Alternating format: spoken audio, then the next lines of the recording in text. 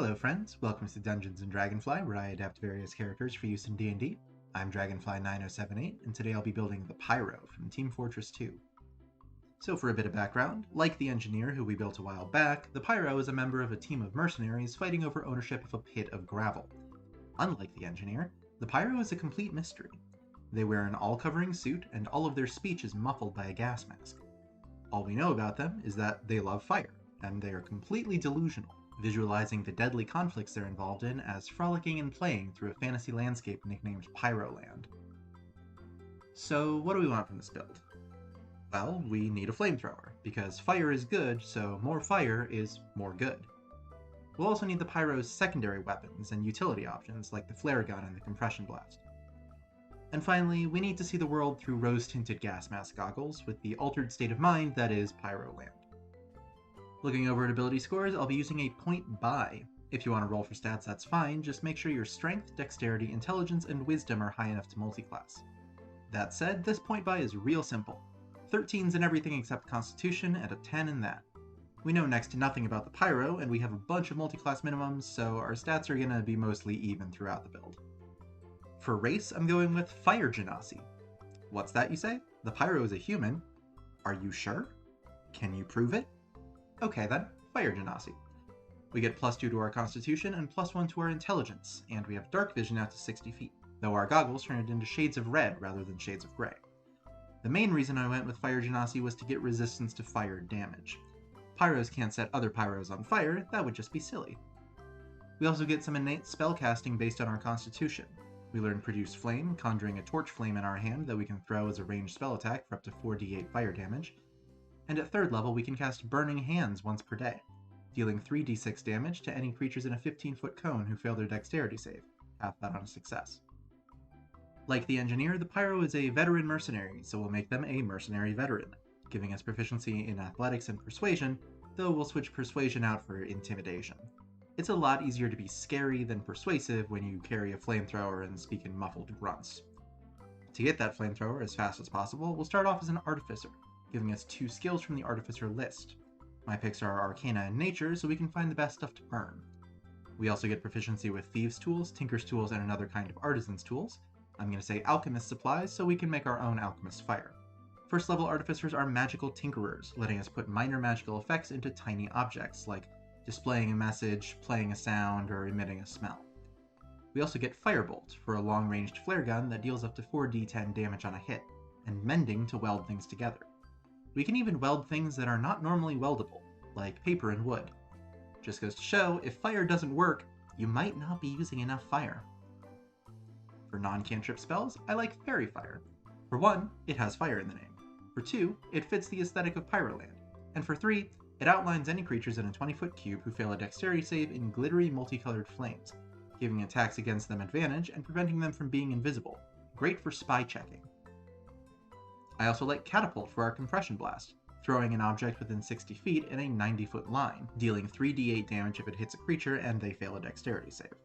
Now this can blast loose objects that are laying around, of course, but for reflecting projectiles it's a bit more tricky. You'd have to ready your action to cast Catapult on their ammunition after they shoot it into range of the spell, but that is theoretically possible according to the rules. At 2nd level we get Infusions, special magic items that only Artificers can make. Enhanced Weapon lights our axe on fire, giving it +1 to attack and damage rolls. Goggles of Night make our dark vision better, extending the range out to 120 feet.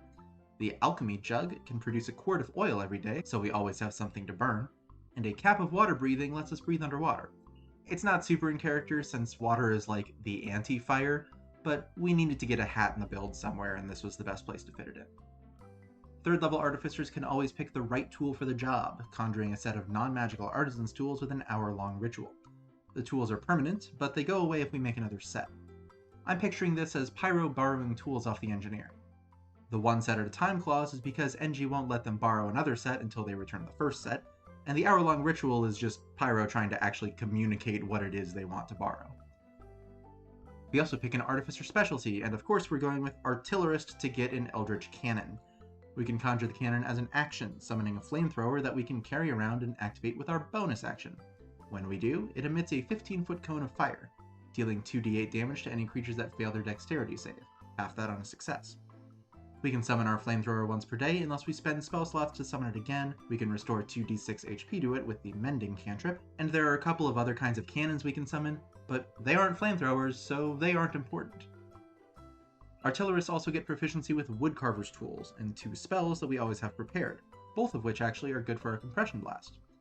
Shield increases our AC by 5 as a reaction to block projectiles, and Thunderwave blasts a 15-foot cube with concussive force. Creatures in the area make a Constitution save, taking 2d8 thunder damage and being pushed 10 feet back if they fail, half damage and no pushing if they succeed. At 4th level we get an ability score improvement, round off strength and dexterity to 14 to match our intelligence. Now that we have our flamethrower, we don't really need much else from Artificer, so we're going to head over to Barbarian. Barbarians get unarmored defense, but we're better off just wearing armor, so ignore that. I would count an asbestos jumpsuit as some kind of armor anyway, probably medium. We also get Rage, which I'm comfortable saying is enough of an altered mental state to qualify as Pyroland. We can enter our Rage as a bonus action, giving us resistance to bludgeoning, piercing, and slashing damage, as well as advantage on strength checks and saves, and extra damage to our strength-based melee attacks. Now, being in a rage does prevent us from casting or concentrating on spells, but it doesn't prevent us from activating our flamethrower, so we can blow rainbows all over Pyroland. At 2nd level, Reckless Attack gives us advantage on strength-based melee attacks, but gives attacks against us advantage as well, which makes perfect sense in Pyroland. Everything is wonderful, so we aren't defending against attacks, and we really want to hand out rainbows and lollipops to make everyone happy. 2nd level Barbarians also get Danger Sense to help us better defend against other Pyros, giving us advantage on dexterity saves against effects we can see, like fire, for example. We'll get some Primal Knowledge at level 3 for proficiency in Perception, and we'll walk the path of the Berserker, letting us enter a frenzy when we rage. If we do, we can make a melee weapon attack each turn as a bonus action, though when our rage ends, we get a level of exhaustion. Here's the thing though, our bonus action is already occupied by using our flamethrower, so don't enter a frenzy, it's not worth it.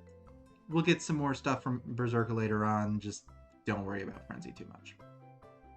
For our next ability score improvement, we'll bump our Constitution up to 14 as well. Then we'll pick up Extra Attack at 5th level to make 2 attacks with the attack action instead of 1. We also increase our movement speed by 10 with Fast Movement, so we can skip merrily through the meadows of Pyroland. And nothing bad could ever happen in Pyroland, so mindless rage from the path of the Berserker will prevent us from being charmed or frightened while we're there, and will even suppress any effects of charming or frightening we're already under. At 7th level, we are compelled to go find our new friends and give them gifts. Feral Instinct gives us advantage on initiative rolls, and lets us act normally in surprise rounds if the first thing we do is enter our rage. And Instinctive Pounce lets us close the distance to our new friends by moving up to half our speed as part of the same bonus action we use to enter our rage. 8th level Barbarians get another ability score improvement. Can you guess what we're going to do with it? If you guessed round off Wisdom and Charisma, so all our stats are 14, congratulations, you guessed right! Unfortunately, there is no prize because this is a YouTube video. 9th level brings us Brutal Criticals, where critical hits deal an extra die of damage. You know what they say, it's all fun and games until the creepy scout baby takes a bubble directly in the eye. We get another Primal Knowledge at level 10, I would go with Animal Handling to wrangle the mutant bread or the balloonicorn, as well as an Intimidating Presence. As an action, we can try to frighten a creature within 30 feet. They make a Wisdom save using our Charisma modifier to determine the DC, and if they fail, they're frightened until the end of our next turn, though we can use our action on following turns to extend the effect. Obviously, this is just a game of tag with our friends. We're it, and whoever we're chasing is running away from us. At 11th level, the fun doesn't stop even if we get a stomachache from too much sugar. Relentless Rage lets us make a Constitution save if we would drop to 0 HP while raging, dropping us to 1 instead if we pass. The DC starts at 10 and increases by 5 every time we succeed, then resets to 10 whenever we rest.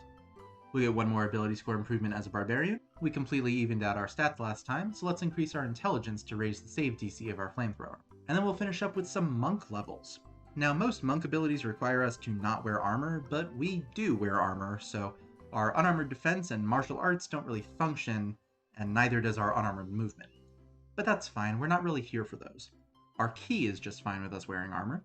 We can spend Ki to dodge as a bonus action with Patient Defense, make 2 unarmed strikes as a bonus action with Flurry of Blows after taking the attack action, or either dash or disengage as a bonus action, along with doubling our jump distance for the turn with Step of the Wind. Those all use our bonus action though, so most of the time we'll just be activating our Flamethrower. Step of the Wind is good mobility though, and the Pyro does have a jetpack sometimes. Anyway, the real reason we came to Monk was for the 3rd level of Monk. We get Deflect Missiles, which uses our reaction to reduce the damage from an incoming projectile by 1d10 plus our Monk level and Dexterity modifiers, then throws it back as a Monk weapon if the damage is reduced to 0. For a Compression Blast we can actually use while we're raging. And we become a Sun Soul Monk, because one of the Pyro's taunts is a Hadoken that can kill people.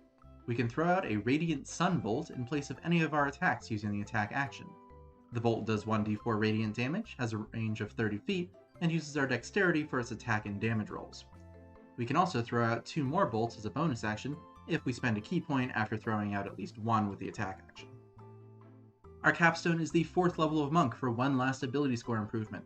The flamethrower is the most important thing, of course, so bump intelligence to 18 to raise the save DC. We also get Slow Fall for that jetpack I mentioned, reducing any falling damage we take by 5 times our Monk level.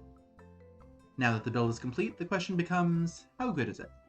Well, we are surprisingly durable, with about 160 HP, 4 damage resistances, several ways to deal with incoming attacks, and immunity to charm and fear effects.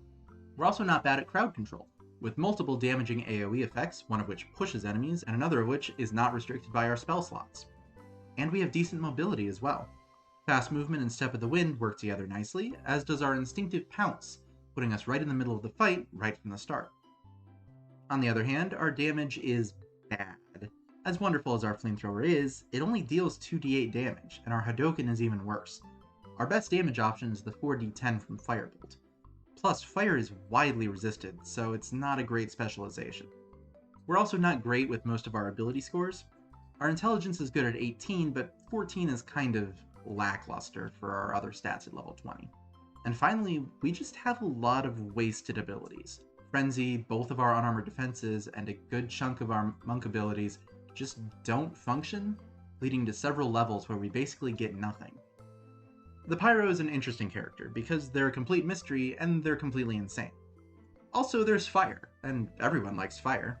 After all, in the words of another character from the Orange Box, "Finding people, he says what we're all thinking." Wait, is the Pyro actually GLaDOS?